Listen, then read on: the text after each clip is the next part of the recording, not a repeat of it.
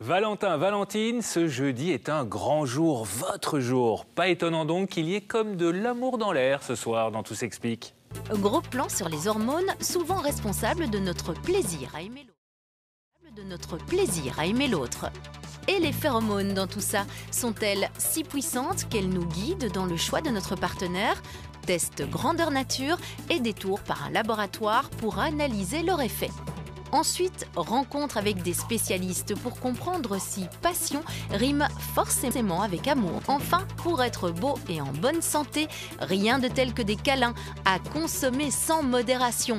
Et perte de calories garantie.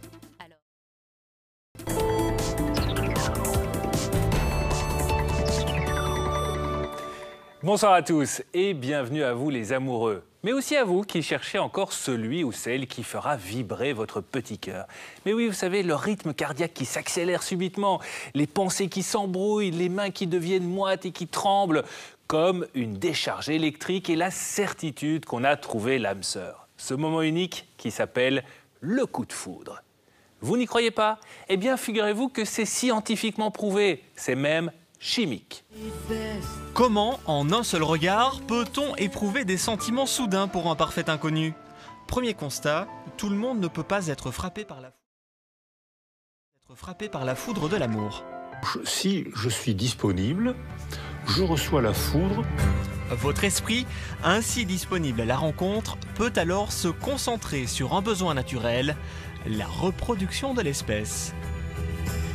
Et les scientifiques ont découvert que même les animaux vivent des coups de foudre. Comme chez l'homme, tous leurs sens se mettent alors en éveil. Le coup de foudre, c'est une rencontre chimique, ou une rencontre sensorielle en tout cas. Le choix du partenaire, ça passe par tous les sens. La vision, souvent, l'audition. Alors, c'est évident que quand on est un oiseau, souvent, la façon de séduire, elle va passer de façon auditive par le chant.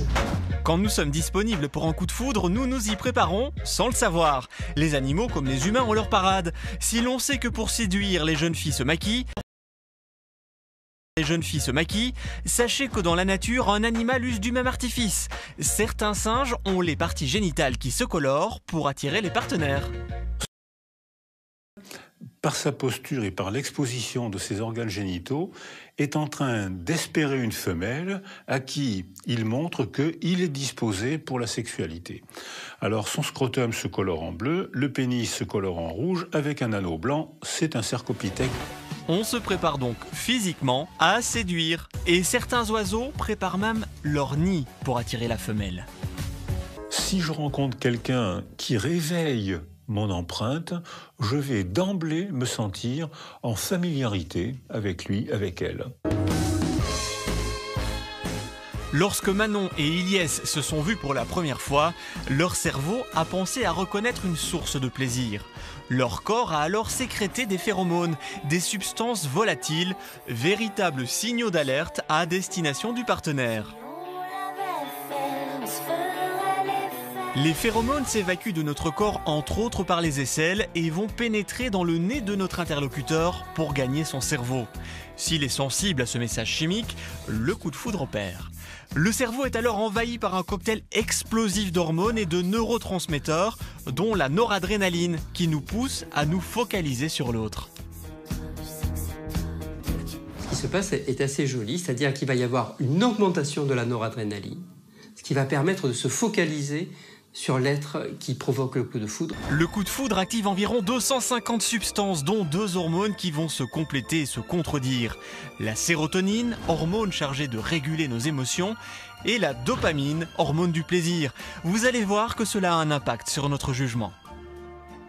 Il va y avoir une très forte augmentation de la dopamine, qui va donner une sensation de bien-être, de plaisir qu'on ne veut pas perdre. Et puis, il va y avoir un effondrement de la sérotonine. La sérotonine, c'est l'esprit critique. D'accord? Donc, la sérotonine, ce qui fait qu'on ne voit pas les défauts du tout. Alors que pour les autres, peut-être à côté, ils se disent, mais enfin, comment il peut ou elle peut tomber amoureux de celui-ci? On le trouve parfait ou on la trouve parfaite. Cette baisse de sérotonine, qui va perdurer plusieurs jours, voire plusieurs mois, explique pourquoi on dit que l'amour est aveugle. Car notre cerveau se trouve incapable de percevoir les défauts de l'autre. Vous l'aurez compris, le coup de foudre est une histoire de chimie. Quand votre corps est prêt, il peut donc vous tomber dessus à tout moment.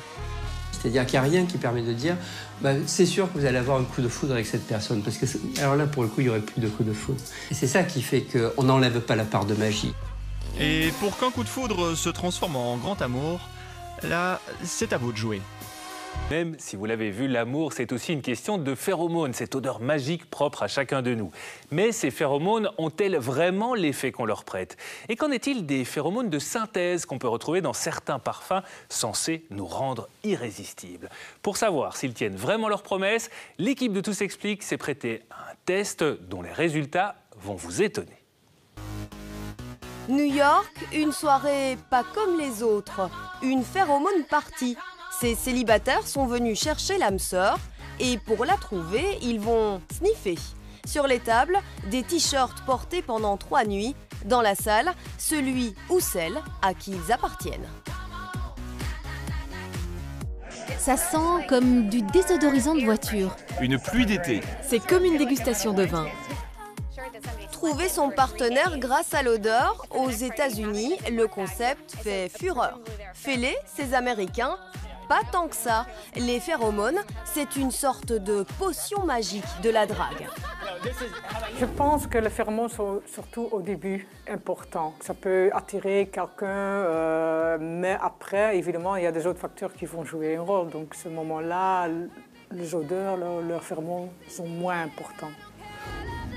En début de relation, cela peut agir comme un aimant. Ces substances chimiques, plusieurs glandes de notre corps en produisent, à hauteur des aisselles, des organes sexuels et des mamelons chez les femmes. Destination, le Love Shop. Ici, la panoplie coquine vient de s'élargir. Au milieu des dentelles et des accessoires, un nouveau parfum a fait son apparition. Ce sont des parfums, donc, comme je vous l'ai dit, qui contiennent du phéromone. C'est une nouvelle gamme donc, qui est arrivée il y a plus ou moins maintenant 1 mois. Et on a déjà vraiment beaucoup de clientes et de clients qui reviennent de bouche à oreille. Quoi de mieux qu'un petit test? Les yeux bandés, on ne triche pas. Mais c'est mieux porté sur la peau. Je pense que c'est la difficulté de tester un parfum sur papier. Mais je pense que ça marche bien, oui, effectivement. Ouais. Efficace? On dirait oui. Pour en avoir le cœur net, direction Liège. Rendez-vous dans le laboratoire de Julie Baker, une spécialiste en la matière. Ah, ok, merci. Voilà. Donc, les 2 parfums. Julie Baker a mis au point un test infaillible. Bon, ça me coûte rien d'essayer. Efficace, on dirait. Bon, on arrête de rire. Le test infaillible, c'est ça, l'olfactomètre. On utilise cet appareil donc, pour exposer le sujet ou le volontaire dans le scanner aux odeurs. On a 4 bouteilles avec des solutions comme ici de l'eau. Ici, c'est un contrôle. Et là, c'est où on met le phéromone. Donc il y a de l'air qui est dirigé dans la bouteille et que ça va dans le tuyau pour aller dans le scanner. De l'autre côté, dans le scanner, Maïna va respirer des phéromones via ses embouts placés dans ses narines. Dans son cerveau, la réaction ne se fait pas attendre.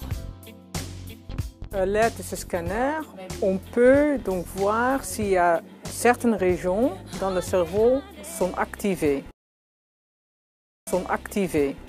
Après, par exemple, d'avoir senti ce phéromone. Et on regarde surtout pour une région dans le cerveau, c'est l'hypothalamus. Parce que c'est une région qui est très importante pour la reproduction et pour le comportement sexuel en général. Le sourire de Maïna parle de lui-même, pour les autres toilettes.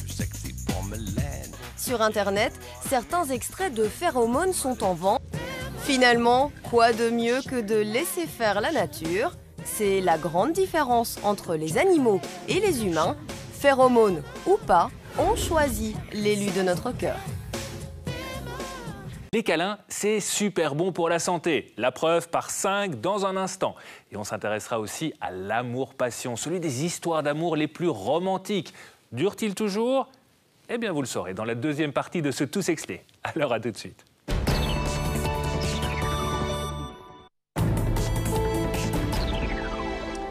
Ah, l'amour, et avec un grand A, s'il vous plaît. On en parle ce soir dans Tout s'explique parce que ce sentiment merveilleux, c'est aussi un peu de la science. Tiens, prenez les câlins par exemple. Vous adorez ça? Vous avez bien raison. Mais saviez-vous que ces corps à corps amoureux sont bénéfiques à plus d'un titre, alors que ceux qui ont mal à la tête se ravisent? Voici 5 bonnes raisons de faire l'amour. L'expression « faire du sport en chambre » porte bien son nom, car premier avantage des câlins au lit, c'est un sport à part entière. Dis, ça te dirait pas de perdre des calories un peu avec moi là? Mais est-ce du sport de haut niveau? Pour mesurer son intensité, nous nous sommes rendus chez un cardiologue du sport. Sur un tapis de course, Marie va fournir un effort équivalent à celui de l'activité sexuelle. L'activité sexuelle peut être considérée comme un sport comme un autre, absolument.